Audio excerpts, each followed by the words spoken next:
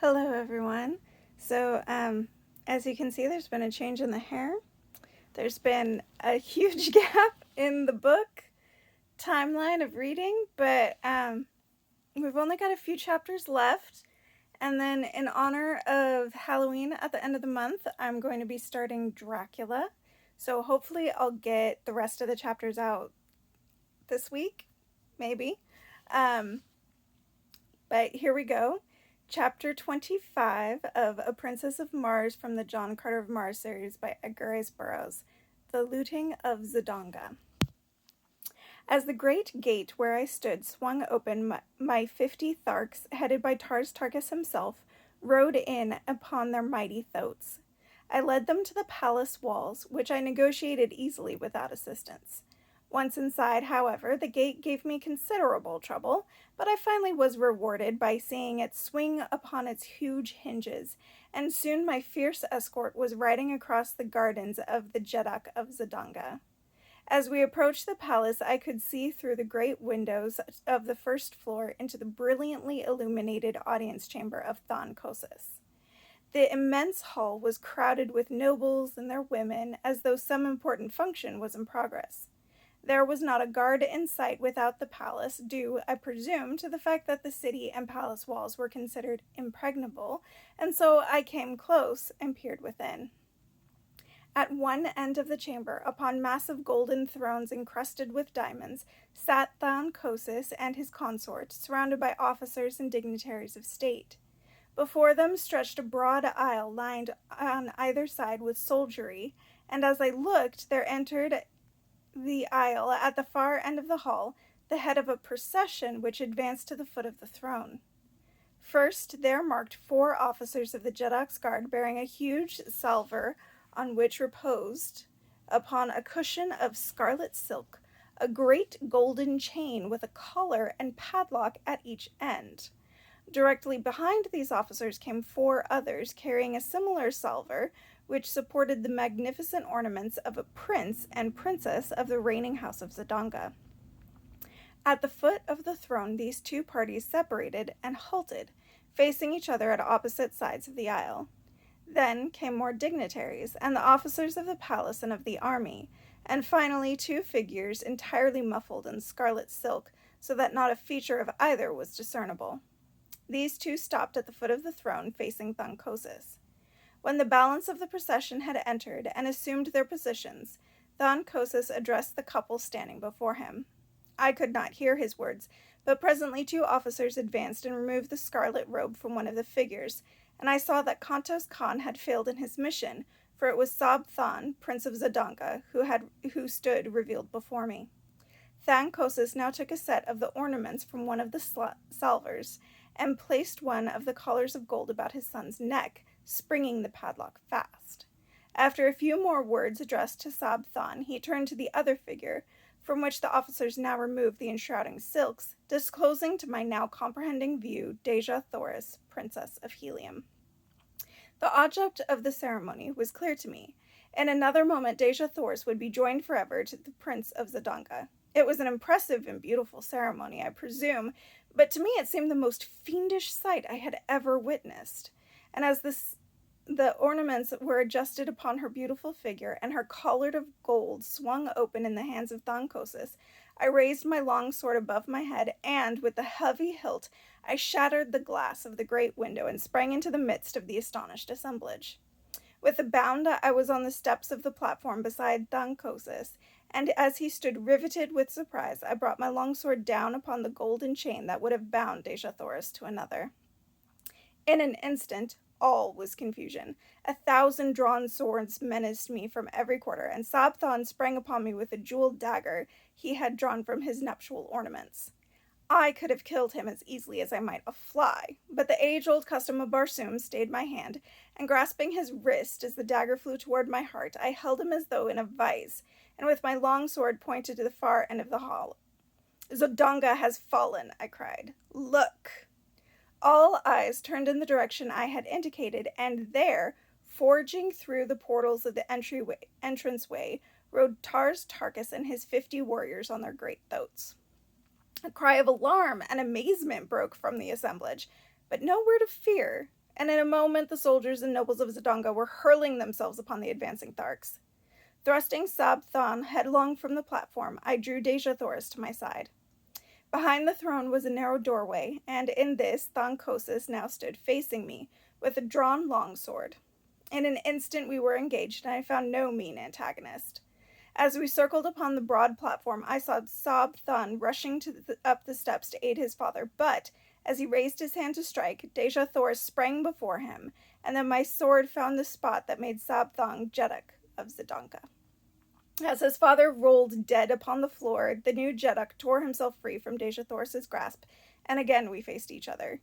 He was soon joined by a quartet of officers, and, with my back against a golden throne, I fought once again for Dejah Thoris.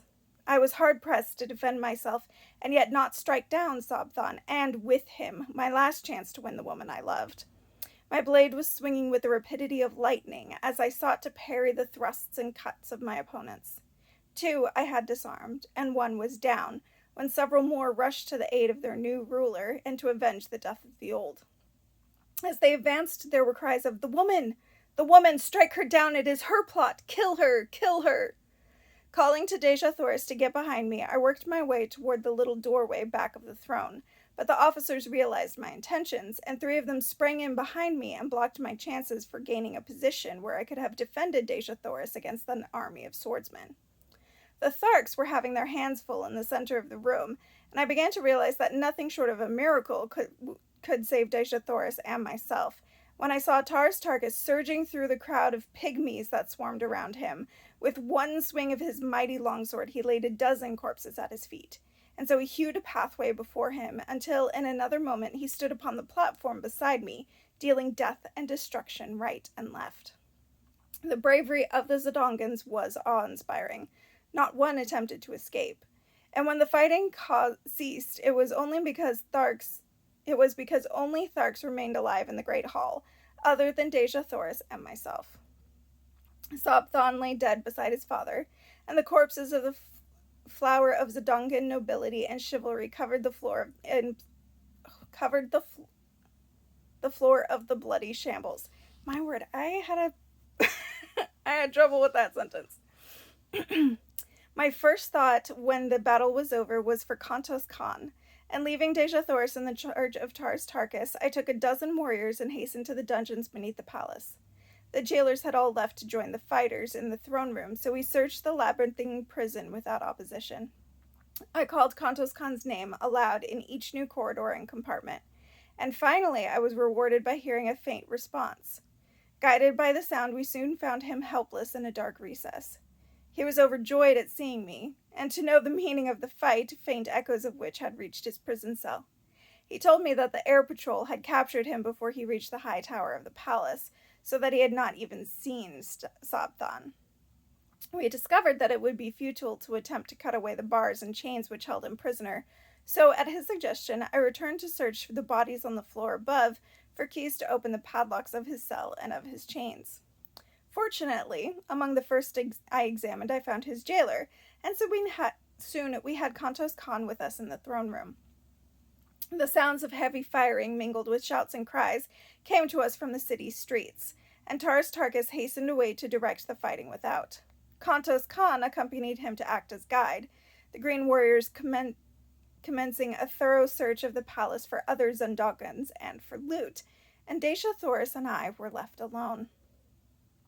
She was sunk into one of the golden thrones, and as I turned to her, she greeted me with a wan smile. "Was there ever such a man?" she exclaimed. "I know that Barsoom has never before seen your like. Can it be that all Earthmen are as you? Alone, a stranger, hunted, threatened, persecuted, you have done in a few short months what all in the past ages of Barsoom no man has ever done. Joined together the wild hordes of the sea bottoms and brought them to fight as allies of a red Martian people." "The answer is easy, Dejah Thoris," I replied, smiling. "It was not I who did it, it was love. Love for Dejah Thoris, a power that would work greater miracles than this you have seen." A pretty flush overspread her face as she answered, "You may say that now, John Carter, and I may listen, for I am free. And more still, I have to say, ere it is again too late, I returned. I have done many strange things in my life, many things that wiser men would not have dared. But never in my wildest fancies have I dreamed of winning a Dejah Thoris for myself. For never had I dreamed that in all the universe dwelt such a woman as the Princess of Helium. That you are a princess does not abash me, but that you are enough is to make me doubt my sanity as I ask you, my princess, to be mine. He does not need to be abashed who so well knew the answer to his plea before his plea were made, she replied, rising and placing her dear hands upon my shoulders. And so I took her in my arms and kissed her. And thus, in the midst of a city of wild conflict, filled with the alarms of war, with death and destruction reaping their terrible harvest around her, did Dejah Thoris, Princess of Helium, true daughter of Mars, the god of war, promise herself in marriage to John Carter, gentleman of Virginia. Okay. Well, a lot happened in that chapter. A lot of people died. But were they good people? I guess that's not for us to judge. It is war, though, you know. Casualties and all that. Anyway, I will see you guys next time. Hopefully, like I said, I'll finish out John Carter of Mars' first book this week. And then we'll get into our lovely fall spooky season of Halloween with Dracula. See you guys next time.